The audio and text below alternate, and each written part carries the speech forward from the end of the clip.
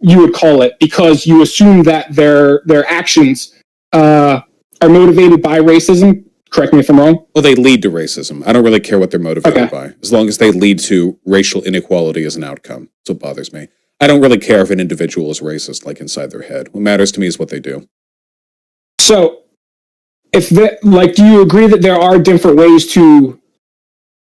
perspectives on racial inequality too? I guess you could. It was how I would frame it. But I'd have to make that argument, right? And they would have to as well. And I've had a lot of conservatives on this stream, and I don't really get many good arguments defending conservative perspectives. It feels like the Trump administration and Republicans and just conservatism in general is just a nonstop cavalcade of objective failure. And I'm not even arguing in the same reality as the people that disagree with me.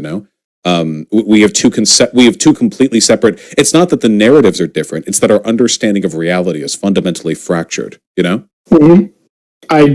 I don't really disagree. They have a different value system than you do. They approach almost everything differently than you would do. They're also just wrong a lot. It's the alternative facts kind of thing. I would disagree a little bit there, because I think I've seen lefties wrong just as often as I've seen conservatives wrong. So it's the main thing that bothers me about when people take this a position to castigate the other side as racist is because basically, as we've gone over, you are inferring that they are being racist based on the outcomes that whatever policies they do, end up as. Well, I don't care if they're. I can say the things they do lead to racial inequality. Yeah, but I can make these arguments. I know lefties aren't wrong as often as conservatives because I'm a lefty. I make these arguments and I can defend them pretty well. But the conservative arguments, right now, everything coming out of the Trump administration is indefensible. It's insane. I don't think there's. Many conservatives don't even like. Many conservatives don't even like the shit that Trump says, right? He has a 92% approval rating in the Republican Party. He has an unprecedented amount of support for his party. You assume that's because people like what he says? I'm sorry. If you approve of Donald Trump, I think you're part of the problem. You can approve of him, vote for him, and then say, but he's mean on Twitter. I don't really think that matters. You voted for the guy. You approve of the guy. I think the lesser of two evils makes a lot of sense in that situation, too. I think he's the lesser evil in comparison to Biden. How? Because, Biden is the establishment. You're a lefty, so the establishment. Trump has not been a part of the establishment. What anti-establishment thing is Trump doing? He's expanded corporate and giving a middle finger to the war hawks. How? He's increased drone striking. He's ramped up military engagement across the Middle East. He bombed Soleimani. He's actively pursued aggressive rhetoric against militants in the Middle East. He's increased the propagation of ISIS by pulling out of Syria and then claiming he was going to pull them to defend the oil fields. He nearly baited war with Iran. Well, he didn't cause war. He's one of the only presidents that hasn't caused war in his term. That's a really low bar. You can't say he's not the establishment because he didn't start a new war, but he did increase drone strikes and increase military tensions. He's also putting a ton of money. He pulled more of our troops out than previous presidents. Huh? He pulled more of our troops out than previous presidents, didn't he? No, he's barely pulled any troops out over the course of his presidency. He keeps talking about it. But he pulls them out, but then he brings mercenary forces in. Right now in Afghanistan, we have 3 times as many mercenaries as we do active soldiers because he pulls troops out, but then he just brings more people in. They're just not enlisted soldiers, so so they cost more to the taxpayer. But if they die, nobody cares. Sorry, taking a drink. No, it's okay. But he massively increased the military budget. I don't know. This is a classic Tulsi Gabbard, Tim Pool thing. He's not anti-establishment. In no way is he empowering the individual. I kind of disagree there about empowering the individual, but I would say he's in comparison to the alternatives, he's anti-establishment. How? Like if you're looking at Trump and Biden, Trump is more anti-establishment. It's such. I'm like really sorry. It's just such a low IQ way of analyzing like presidential candidates. Like who's more anti-establishment? Why don't we talk about policy and like what they believe in and what they do? Establishment. What does it mean to be anti or pro-establishment? What if a person is anti-establishment because they're like a horrible piece of shit? Like what if like Genghis Khan or like Attila the Hun like became president? Like that guy would probably be anti-establishment. They don't even speak English, but does that mean they'd be like a better leader? Like, well, here's like something that I would bring up. You consider yourself a lefty, which means you recognize the evil our government has done, right? Like we've fucking overturned God knows how many elections outside of our country, and we've meddled in however many other countries' affairs. Yeah, like what Trump did with Guaido in Venezuela before the administration declared failure. Huh? To bring up something Trump has done to when I'm talking about the establishment at large. I don't care what Trump has done in his fourth term right here. I'm talking about the establishment as a whole. Like we can objectively say that the American, whatever you would want to call it, establishment, or basically the government that has been running us for God knows how long, that has been fucking in every other country's affairs for however long. Yeah. Of course. So Trump has not been a part of that until 4 years ago at this point. Biden has been a part of that for like 40 years. But how is that an indictment of their quality? Like, wouldn't that mean that any president would be better just if they don't have any experience in the government? Like, that doesn't make a person a better president just because they went in there with no experience. Well, yeah, I'm not saying it makes him a better president. I'm saying why Trump is more anti-establishment than Biden. What does establishment mean? Like, it's just a meaningless buzzword that doesn't correspond to any actual policy? No, it doesn't correspond to any actual policy. What's the point? Because you brought up that Trump was not anti-establishment, and I'm telling you why he is. Then why are we arguing over whether or not he adheres to a characteristic that bears no meaning with regards to the quality of his presidency? When I think of anti-establishment, I think of somebody like Bernie Sanders. Why? Well, Bernie Sanders has been in government for decades, so he's not anti-establishment because he just wandered in after being a New York billionaire his entire life. He's anti-establishment because he actively fights against the systems of power that he is a part of. Trump doesn't. Bernie Sanders doesn't want to increase the degree to which corporations control your life. He wants to decrease it. He wants to give the average person more money, more power, more education. That's anti-establishment. What has Trump done? Trump has appointed that, what's her name? The Davos, that bitch to the Department of Education. He wants to privatize our education, give people less equality of opportunity when it comes to their education. He's massively cut taxes for the rich, deficit spending, which we're going to have to pay down for decades down the line. He's given more money and power to the military establishment. He constantly praises other despots around the world, other people like Putin or Bolsonaro who have comparable positions of power over their government. Like, this guy is an anti-establishment in a way that means anything to me. Well, see, that's a perspective issue, not so much a... No, can we talk about like real policy or things that actually affect human life? Because you just admitted your definition of... I was going somewhere with pointing out that Trump was anti-establishment in comparison to Biden. Like, okay, I'm explaining to you why people like Tim, people like me, are more so siding with Trump than Biden. You already acknowledged that your definition of establishment doesn't bear any meaning to his actual policies or like competence as a president. So what relevance is that term then? Well, if you let me explain a little bit more. Yeah, okay. The main reason that I think people like Tim Pool did not vote for Biden over Trump is because Biden basically represents, like you admitted earlier, our government has done absolutely horrible things. Biden has been involved in many of those horrible things for the last 40 years. Trump has not. Trump has just gotten in there, and yes, I will agree with some terrible stuff over the past 40 years. Trump? Yeah, but he hasn't been a part of our establishment government for the last 40 years. This is just an argument against like having experience in the government, though.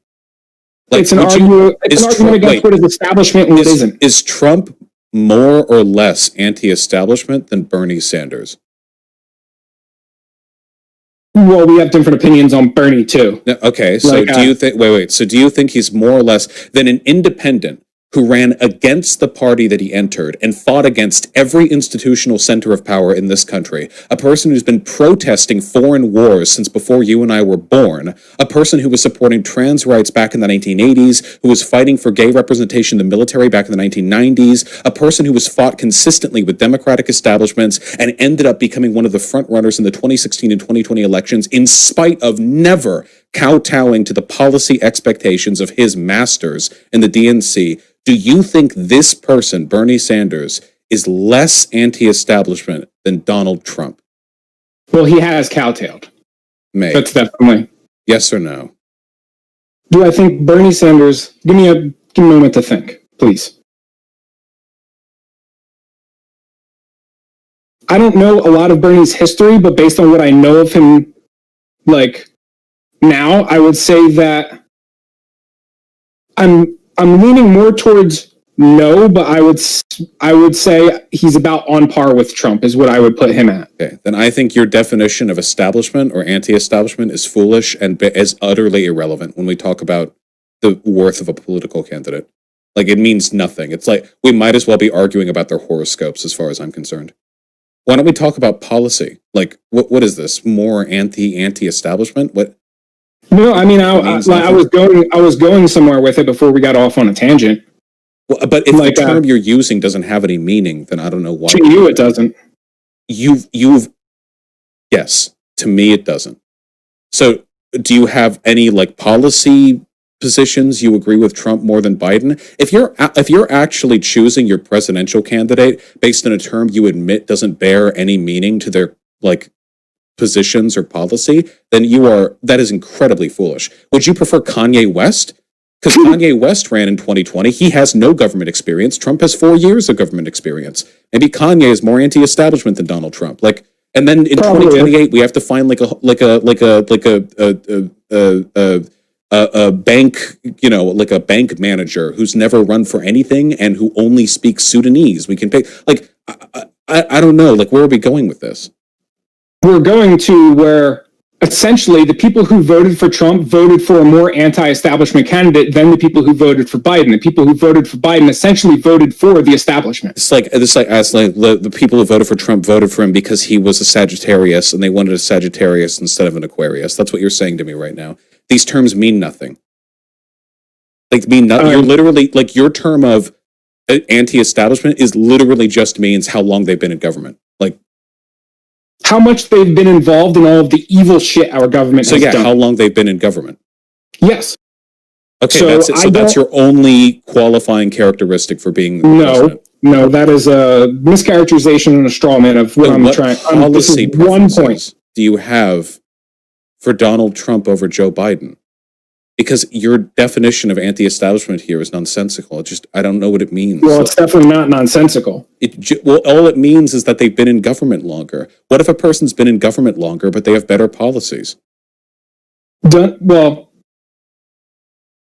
Also, Trump was part of another establishment. He was a real estate mogul.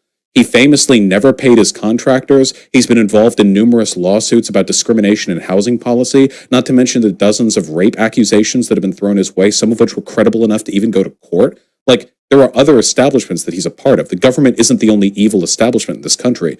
Corporate power is one of the biggest ones around.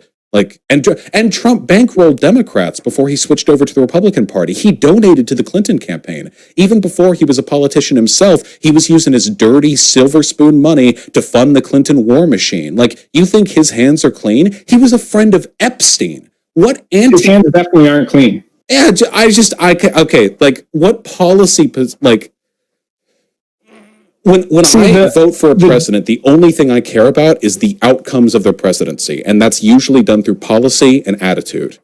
So, what do we have? Typically, when I vote for somebody, I try to do it so based on moral character. So obviously, Trump was a not good for moral character as far as almost any metric goes. I agree with that. But this was the most heated discussion I've seen that you had with Tim on his podcast, is because you were pushing back on him for being anti-establishment, and he got really upset with you because you're like, why do you keep defending Trump? I don't understand.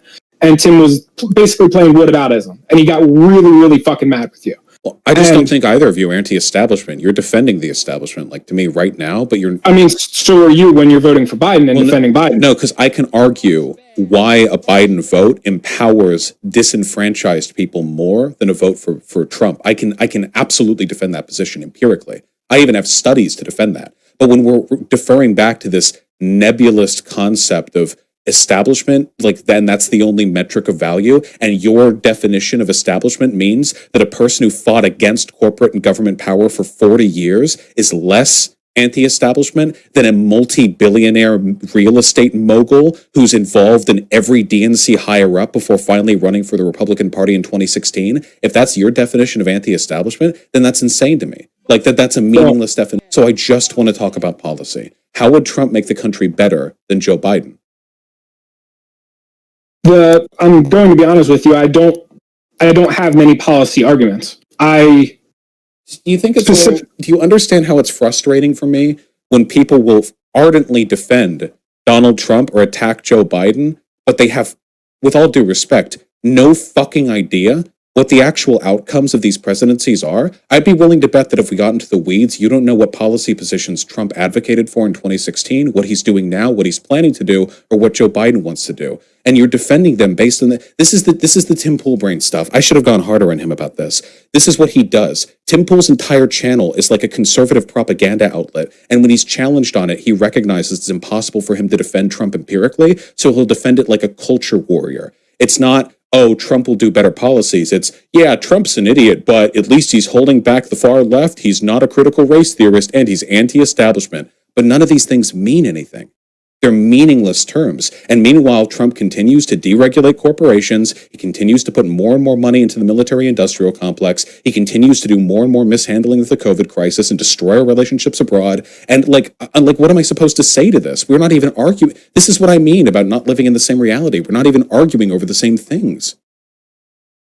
I mean, yeah, it's very easy to push the conversation in any sort of direction to something that you are more knowledgeable about. I was explaining why I thought he was more anti-establishment than Biden, and we got off on a tangent, and you directed the conversation over in this way, which is an area that I'm admitting to you I am less knowledgeable about. So I'm trying to be honest with you as far as that goes. And what I would say, I mean, I don't disagree with you that, this is the Tim Pool shit that, you did push back on him about this, and I admitted to you, you basically won that argument, or basically the whole night. You were on top and he was on the bottom. He didn't have very good, really anything to counteract any of your points. And it was a mutual exchange of ideas. I know not everybody is consequentially minded, and that's fine. That's legitimate. If some people are more deontological or whatever, or virtue ethics, but I understand not everybody comes at this from the same set of perspectives. But I don't know how we can. Should the goal not be to improve this country? Like, is that not what we're working towards? It is, but we have different ideas on what improve means, and we have different ideas on what the problem, or different perspectives on what the problems are. But do you think your metric might be a little fucked? I mean, you don't know what my metric is. You only know that I've flubbed the establishment and anti-establishment thing, or that we have a disagreement on it, however you would want to describe it. But you said that your metric is how establishment a candidate is. And that's not my only metric. Well, what other metrics are there? Because some of these metrics have to be rooted in policy, or what the outcomes of their presidency are going to be, right? Yeah, definitely. And I mean, my other metrics are, I'm concerned about some policy issues. I'm more concerned, though. Well, I wouldn't say more concerned, but my main involvement for getting involved in all of this shit was due to the culture war aspects of it. So, obviously, I'm going to be out of my water if we start talking about policy issues, because I got into everything, this whole political, shenanigans years ago, specifically for the cultural things. Because there is no culture war. There definitely is, though. No, it's not. It's a lie people like Tim Pool push because they know they can't defend policies.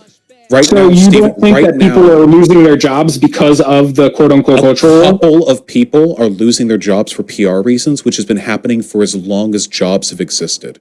Right now, Steven Crowder is holding a 100,000-person live stream on the left destroying Christmas. That's your future. A future where you don't care about policy, where you don't know what you believe in or who you're advocating for, but where you're perpetually terrified that some nebulous understanding of what the left is going to take away everything you love and care about.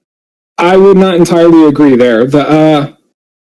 If once we actually can argue about policy, like once we get past the culture war part to the part where we can actually argue about policy, I'm not talking about in this discussion with you, I'm talking about in general, because I don't think there is any getting past, like there's no point in even talking about policy until one side stops castigating the other as racist, which is the main reason that I emailed you, because the left talks about policy. You realize that all Trump has done in the past 4 years is culture war bait. Whereas when Biden gets up on stage and he talks about like his presidency, he only ever talks about policy. And this is Joe Biden, not even a leftist. This is just a milquetoast liberal, unironically decking the entire GOP establishment by getting up there and talking about what he's actually going to do as presidency. All Trump goes up there and does is he puffs his chest up and talks about how the suburbs are going to get invaded. Like you guys are the ones pushing the culture war.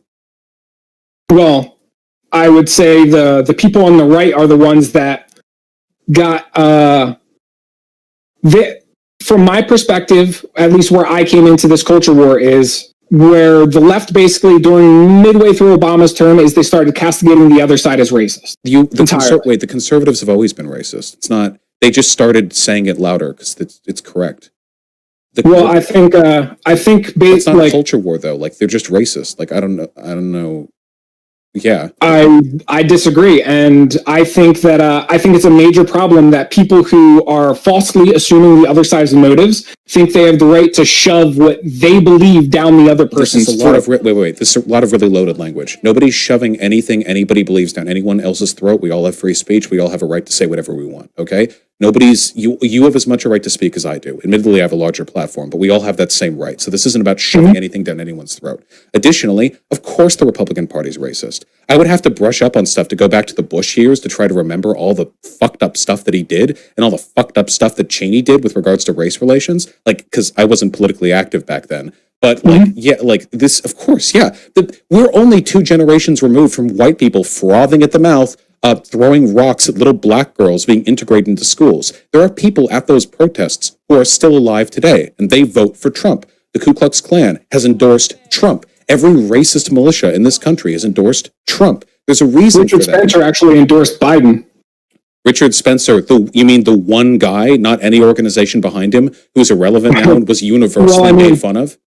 It's kind of interesting that everything you brought up was relevant, but the one I brought up wasn't. Because I'm bringing up the plurality of evidence, and you're bringing up one example. And the reason he supported Biden, by the way, was because he thought Trump was so incompetent that he would destroy white countries better than any Democrat could. Out of curiosity, do you see that as a different of perspectives too, that you're more focused on the collective and I brought up the individual? Are you seriously arguing that bringing up one individual is more relevant than bringing up... No, I'm just saying, can you see that is a different perspective? Like, do you think there's any value are going to get invaded? Like you guys are the ones pushing the culture war. Well, I would say the people on the right are the ones that got from my perspective, at least where I came into this culture war, is where the left basically during midway through Obama's term is they started castigating the other side as racist. The conservatives have always been racist. It's not. They just started saying it louder because it's correct. I think it's not a culture war though. Like they're just racist. Like I don't know. Yeah, I disagree, and I think that I think it's a major problem that people who are falsely assuming the other side's motives think they have the right to shove what they believe down the other person's throat. This is a lot of really loaded language. Nobody's shoving anything anybody believes down anyone else's throat. We all have free speech. We all have a right to say whatever we want. Okay. You have as much a right to speak as I do. Admittedly, I have a larger platform, but we all have that same right. So this isn't about shoving anything down anyone's throat. Additionally, of course the Republican Party's racist. I would have to brush up on stuff to go back to the Bush years to try to remember all the fucked up stuff that he did and all the fucked up stuff that Cheney did with regards to race relations. Like, because I wasn't politically active back then. But this, of course, we're only 2 generations removed from white people frothing at the mouth, throwing rocks at little black girls being integrated into schools. There are people at those protests who are still alive today, and they vote for Trump. The Ku Klux Klan has endorsed Trump. Every racist militia in this country has endorsed Trump. There's a reason Richard for that. Spencer actually endorsed Biden. Richard Spencer, you mean the one guy, not any organization behind him, who's irrelevant now and was universally made fun of? It's kind of interesting that everything you brought up was relevant, but the one I brought up wasn't. Because I'm bringing up the plurality of evidence, and you're bringing up one example. And the reason he supported Biden, by the way, was because he thought Trump was so incompetent that he would destroy white countries better than any Democrat could. Out of curiosity, do you see that as a different of perspectives too, that you're more focused on the collective and I brought up the individual? Are you seriously arguing that bringing up one individual is more relevant than bringing up... No, I'm just saying, can you see that is a different perspective? Like, do you I brought think up there's any wait. There are always different perspectives. What matters is the validity of the perspective. Do you believe one individual anecdote is more meaningful than the plurality of evidence? No, but I don't believe that the shit you brought up bears it. I don't believe that, like, you can say, like, well, racists support him, so he's racist. Well, it does tell you something, doesn't it? And it does tell you something that all of the governors and all of the local legislators who were anti-black integration back in the 1960s ended up supporting conservative or Republican policies the further on they went. Many of them switched parties as well. And it is pretty interesting that all of the same zip codes that ended up polling hardest against the civil rights movement way back 50 years ago all end up vote heavily for Trump today. And it's a weird coincidence that all of our perspectives right now on racial relations concerning Black Lives Matter fit into very specific demographic and political codes that have been preserved uninterrupted since the 1960s, up to and including the same political candidates and the same political strategizers who've been working since the Southern strategy. Racism is not this nebulous, ethereal, one in a million thing. It's a very real fact of life that a lot of people just fucking hate black people. It's always been the case in this country. We can fix it, but we have to acknowledge this exists. See, like, you brought up the since you said it, the thing about the supporters somewhat matters. The fact that more racists are supporting Trump than Biden. This is just a personal anecdote, completely admitting it's an anecdote. I've watched a lot of Tim Pool's live streams, chat as they go by. I've also done the same for Crowder and Shapiro, the videos that they upload on YouTube. And I've never seen the words, these are racially loaded languages that I've seen in your stream specifically and not in theirs. Coon, House